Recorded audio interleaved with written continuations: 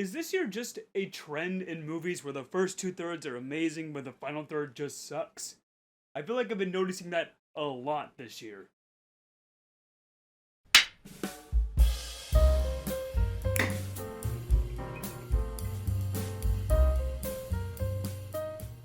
Greetings, ladies and gents, welcome back to the channel, and this time we're going to be looking at Alien Romulus, the newest film in the Alien franchise, this time not directed by Ridley Scott, but instead directed by Fede Alvarez, who's directed other horror films such as the Evil Dead reboot and Don't Breathe. The film stars Kaylee Spencer and David Johnson. They live on this desolate planet that never sees the sun. It's full of sickness and disease, and they're worked to death in the mining factories. And they want to get off this planet and go back to their original home. And it seems like they have a good opportunity to do so with the help of their friends by getting on this abandoned intergalactic space station. But of course, like every other Alien film, this intergalactic space station is filled with the dreaded xenomorph. Now, I am not what you call a die-hard Alien fan. Like, I love the first two films like everybody else, but all the other sequels I could live without. Personally, my favorite thing to come from this franchise is, well, Alien Isolation, the video game that came out a few years ago. I play that every year during the Halloween time because it's one of my favorite games. But once I saw the trailer for this film, it really perked my interest, mainly because of how it looked. The visuals looked amazing, it looked like they were going for more practical effects instead of CGI. I was very skeptical going in though, because it's owned by Disney, this series now. And for the most part, this film is great. For the most part. There are a few things in here that really bog it down, but let's start off with the good stuff first. Like I said, the film looks amazing. The combination of CGI and practical effects here was done perfectly.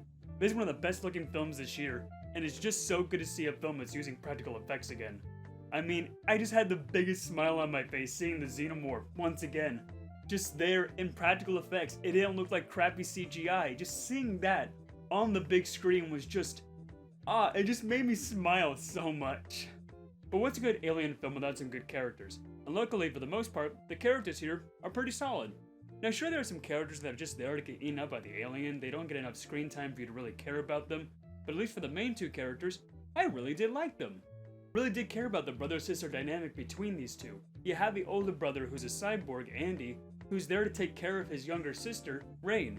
But also Rain's trying to take care of Andy because Andy's kind of a defective robot, so he's not working all the time. So you have these interconnection between these two characters where they really are caring for each other. In fact, I would say that Andy, played amazingly by David Johnson, is my favorite character in the film. Not only that, he's one of my favorite characters to come out in any movie this year. I mean, he carries the entire film for me. In fact, something happens to this character early on that makes you question all the choices that this character makes for the rest of the movie.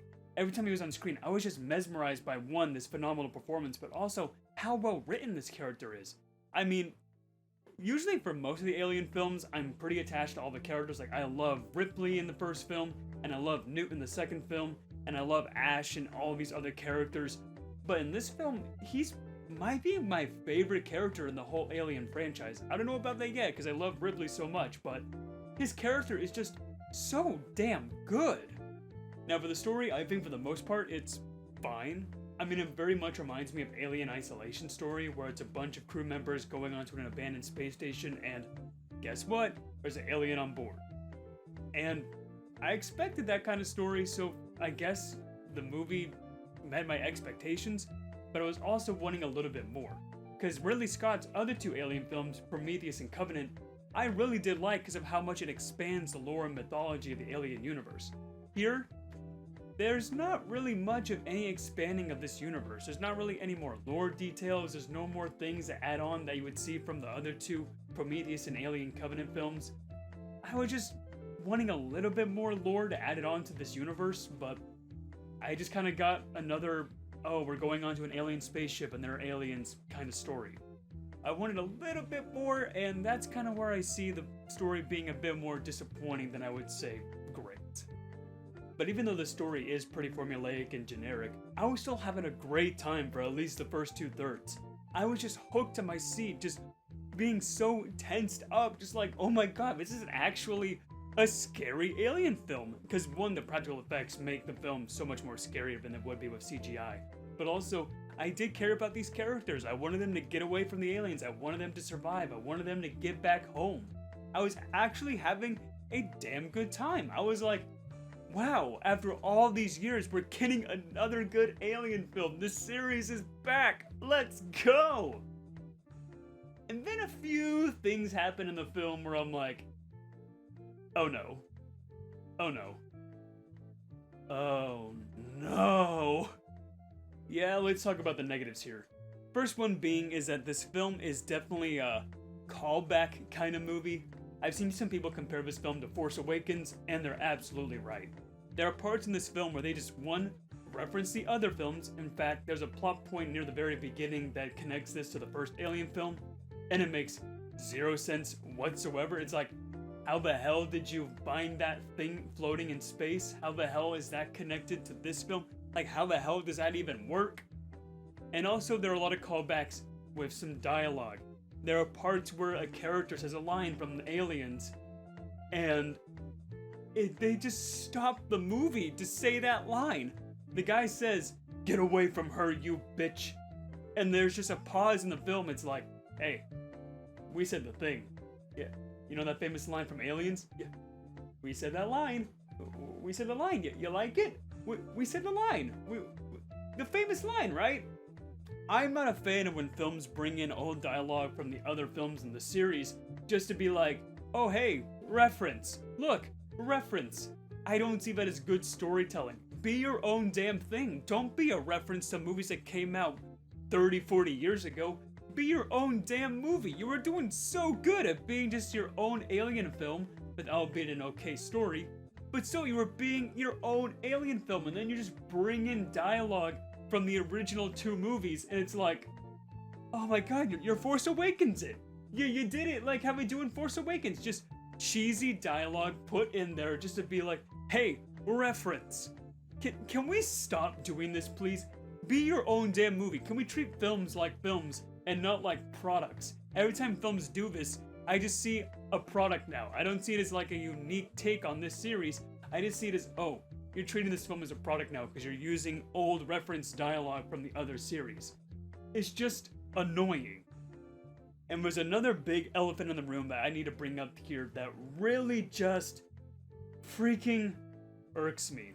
I won't spoil exactly what this main issue is because it is kind of a spoiler, but let's just say, like in Rogue One, they bring a dead actor back into this film with crappy facial CGI. Just like in Rogue One, when they brought back Grand Moff Tarkin through dead CGI, they bring back another character here through dead CGI, and it's completely obvious.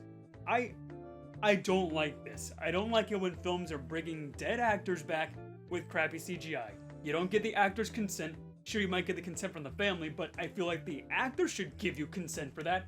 And if they're dead, just let them freaking rest. Stop putting in dead actors into films through crappy CGI.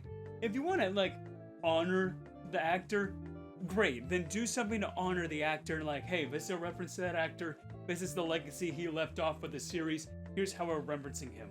But no, you're like, oh, let's reuse his voice through AI, I assume. I guarantee they used AI in this film and uses actor's voice. But let's just use crappy CGI to bring the actor back. Sure, we're Disney. We can do whatever the hell we want. We got money. God, and it's mainly Disney that does this. It just freaking irks me that this is just a thing now. Like, you can just bring back dead actors with crappy CGI. It's just, I know I'm ranting, I apologize, but man, it irks me. It really does irk me. So I was kind of looking past that thing in the film, like, okay, just, yeah, it's a really bad thing they put in this film, but maybe the rest of the film would be so good that I can just ignore it. And for the most part, like I said, first 2/3, great. But this final 30 minutes of the film is the dumbest thing to come from this Alien series. It is the worst final third I have seen in a film this year. I kid you not. I've seen not too many bad films this year. Okay, I take that back. It's not the worst. I've seen worse, but it's pretty damn bad. The final third is just, oh my god. You were so close to being just a good Alien film, and then this final third. Oof. Just oof. And I won't say what it is because it is a spoiler, but just know that if you're loving the first 2/3, just be prepared for a final third that just completely jumps the shark. Like, man, they were just so close to making a really damn good Alien film. I was loving the first 2/3. But man, this final third just kind of it didn't kill the film for me, but man, it just left a really sour taste in my mouth. Like, oh my god. So as a whole, what do I think of this film in general? Well, for the most part, I think it's pretty good. I like the characters, or at least the main two characters. I think the visual effects are great. The story, yeah, well, yes, it is formulaic and generic. It gets the job done. But all these other things that are added in the film, like, hey, let's just reference things from the old movies, you know, like Force Awakens does. Or, hey, let's just add in a dead actor into this film. Or, hey, let's make the worst third of the film in the Alien series. Like, I'm so conflicted because part of me wants to just, you know, fully recommend this film and give it like a gold top hat. But also there are some things in this film that makes me want to give it like a bronze top hat. So I'll just go down the middle, which is why I bestow upon Alien Romulus the silver top hat. God, just so close to a phenomenal Alien film. So damn close.